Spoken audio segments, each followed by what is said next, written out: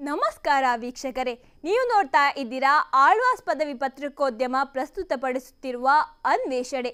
ಇದು ಹೊಸತನದ ಹುಡುಕಾಟ.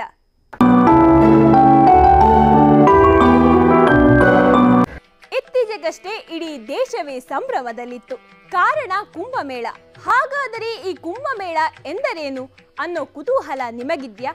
ಹಾಗಾದರೆ ಈ ಕುಂಭಮೇಳ ಅಂದ್ರೆ ಏನು ಅಂತ ನೋಡ್ಕೊಂಡು ಬರೋಣ ಬನ್ನಿ.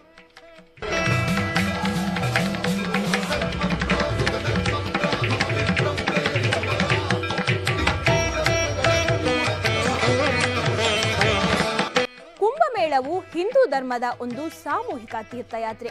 ಕುಂಭಮೇಳವನ್ನು 4 ವರ್ಷಗಳಿಗೊಮ್ಮೆ ಆಚರಿಸಲಾಗುತ್ತದೆ.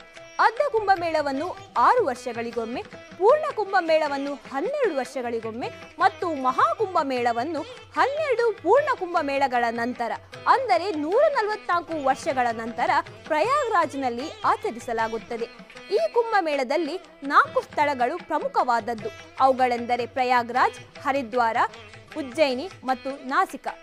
ಹಾಗಾದರೆ ಈ ಕುಂಭಮೇಳವನ್ನು ಯಾಕೆ ಆಚರಿಸುತ್ತಾರೆ? ಇದರ ಹಿನ್ನೆಲೆ ಏನು ಅಂತ ಗೊತ್ತಾ?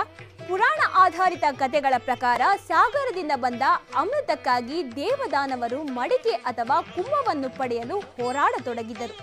ಏಕೆಂದರೆ ಕುಂಭವನ್ನು ಪಡೆದು ಸೇವಿಸಿದವರಿಗೆ ಅಮರತ್ವ ಸಿಗುವುದು ಎಂಬುದಾಗಿತ್ತು. ಹಾಗಾಗಿ ದೇವದಾನವರ ಈ ಹೋರಾಟದಲ್ಲಿ ಕುಂಭದ ಅಂದರೆ ಅಮೃತದ 4 ಹನಿಗಳು ಈ ಮೇಲಿನ 4 ಸ್ಥಳಗಳಿಗೆ ಬಿದ್ದಿವೆ ಎಂಬುದು ಪೌರಾಣಿಕ ಹಿನ್ನೆಲೆ.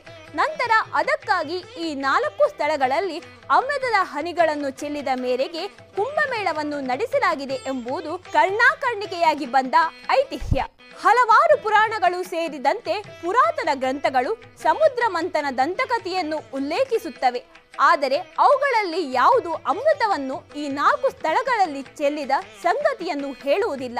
ಈ ಗ್ರಂಥಗಳು ಕುಂಭಮೇಳದ ವಿಷಯವನ್ನು ಉಲ್ಲೇಖಿಸುವುದೂ ಇಲ್ಲ ಎಂಬುದು ಹಲವು ವಿದ್ವಾಂಸರ ವಾದ. ಇದರ ಬಗ್ಗೆ ನಿಮ್ಮ ಅಭಿಪ್ರಾಯವೇನೆಂದು ಕಾಮೆಂಟ್ ಸೆಕ್ಷನ್ನಲ್ಲಿ ತಿಳಿಸಿ. ಇದಾಗಿತ್ತು ಭವ್ಯ ಕುಂಭಮೇಳದ ಬಗ್ಗೆ ತಿಳಿಸುವ ವಿಶೇಷ ಸಂಚಿಕೆ.